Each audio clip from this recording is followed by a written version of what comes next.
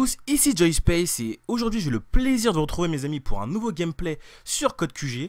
On va se retrouver en élimination confirmée sur la map Lockdown et la particularité de ce gameplay, c'est que je vais utiliser le PM9.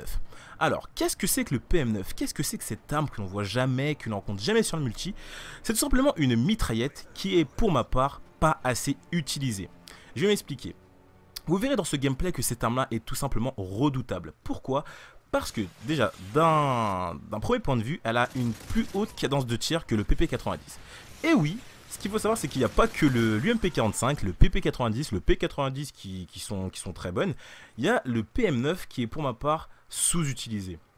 Alors quand on entend les gens parler de cette arme là, c'est toujours des commentaires négatifs. Ouais, le PM9 c'est de la merde, ouais, le PM9 il a un trop gros recul, par-ci, par-là, bref, c'est que des prises de tête inutiles. Les gars, testez cette arme. Testez-la et vous ferez votre propre avis. La plupart des gens qui critiquent cette arme-là, c'est tout simplement parce qu'ils ne l'ont pas testée, qu'ils n'ont pas eu la chance, excusez-moi, de pouvoir l'avoir en main et de la tester. Donc, moi aussi, je faisais partie de ce petit groupe de personnes qui la dénigraient. Moi aussi, j'avais écouté un youtubeur dire que oui, le PM9, bah, il était pas très bon, que c'était vraiment pas conseillé. Et en réalité, une après-midi, j'étais chez moi et je savais pas comment dire. C'est vrai que sur Modern Warfare 3, on a vite fait le tour des armes.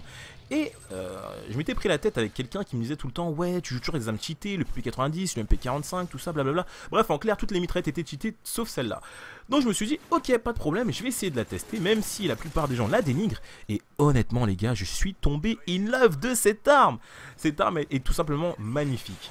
Donc, c'est vrai, il y a des points négatifs, mais il y a aussi des points positifs. Les points positifs, on va commencer par là.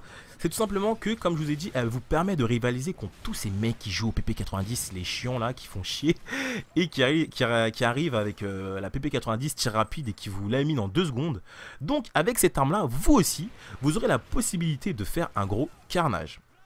Par contre, le point négatif, c'est que elle possède un gros recul. Donc quand je vous dis un gros recul, c'est vraiment quand vous tirez, vous avez vraiment l'impression de wow quoi. Tu vois, tu pars en arrière. Je sais pas si vous avez vu le film Men in Black 1 à l'époque où Will Smith, on lui donnait son premier pistolet, vous savez, le cricket, et il se disait mais attends, c'est quoi cette arme de merde? Et puis une fois qu'il a tiré avec, il a fait un gros saut en arrière, il s'est encastré dans un pare-brise et voilà. Donc bref, ça c'est le PM9, c'est un petit peu la même chose. Vous avez un très gros recul et c'est pour cela que si vous l'utilisez, je vous conseillerais de la jouer avec recul. Donc recul vous permettra d'alléger un tout petit peu le recul, mais vous aurez quand même assez de difficultés à ajuster. Donc ça va être vraiment pour les débutants, ceux qui essayent d'appréhender l'arme et de la prendre en main.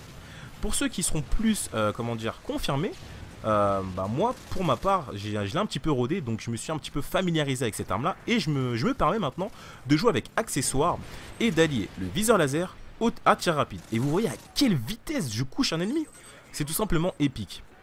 Donc les gars, si vous ne savez pas quoi faire un jour, si vous en avez marre des armes qu'on voit tout le temps, essayez-la et revenez vers moi et dites-moi ce que vous en avez pensé. Pour ma part, je suis sûr que vous ne serez pas déçus parce que franchement, c'est un gros kiff. C'est vraiment un gros kiff. Donc moi, je trouve que cette arme-là, elle me rappelle le Mach 11 de Call of Duty Black Ops. Je sais pas pour vous. Alors attendez, là j'ai eu un gros coup de chance. Je suis tombé sur un adversaire qui devait sûrement avoir eu le jeu pour Noël. Il venait de découvrir Call of et il m'a permis d'avoir mon pavlo. Donc merci mec, c'est gentil de ta part. Et là je savais qu'il y a un ennemi qui allait monter étant donné que bon, vu que je suis pas en silencieux, ça s'affiche quand je tire.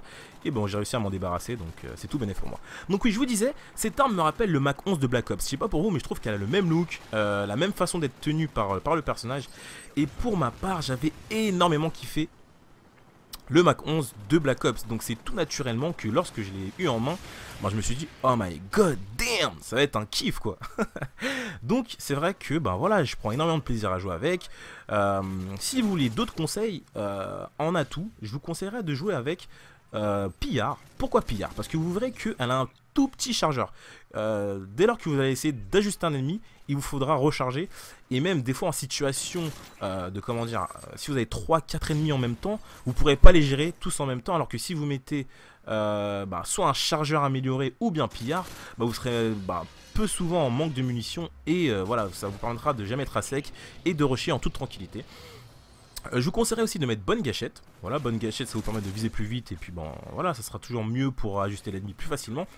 Et enfin, comment dire, viser solide. Donc c'est vrai que la plupart du temps, en limit rate, on n'a pas besoin de viser. Et pour une petite arme comme ça, bon bah, si vous avez la flamme de viser ou si vous voulez avoir l'avantage sur l'ennemi, je vous conseille de mettre visée solide.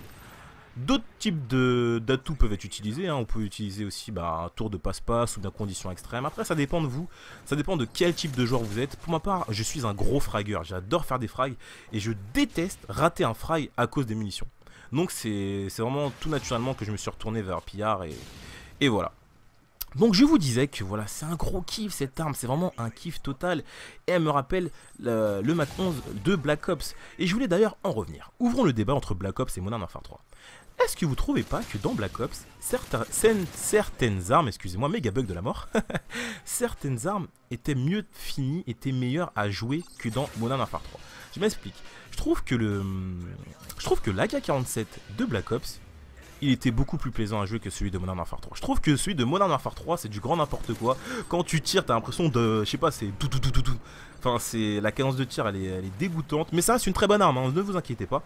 Mais elle est pas aussi plaisante que celle de Black Ops, quoi. Quand tu jouais à l'AK-47 de Black Ops, c'était un kiff total. Là, dans Modern Warfare 3, ben, c'est un kiff. Mais pas total. Mais bon, ça reste un kiff et c'est toujours plaisant, mais enfin voilà, c'est un petit peu chiant, quoi. Donc je sais pas pour vous, mais dites-moi ce que vous en pensez. Est-ce que vous avez préféré Black Ops ou bien Modern Warfare 3? Pour ma part, je vous donnerai pas mon avis pour pas créer de polémique, mais mon choix est très vite fait. Et d'ailleurs, vous pouvez essayer de le deviner, mais c'est vrai que moi, mon choix, il est vite fait entre les deux et mon choix, il s'est fait, enfin, il est vite fait et de loin, quoi. Il y a vraiment une grosse différence entre les deux jeux pour ma part. Et voilà.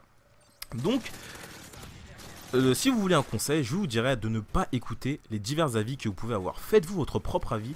Plusieurs personnes vous diront que le PM9 c'est de la daube, mais essayez-le par vous-même et vous verrez que vous kifferez.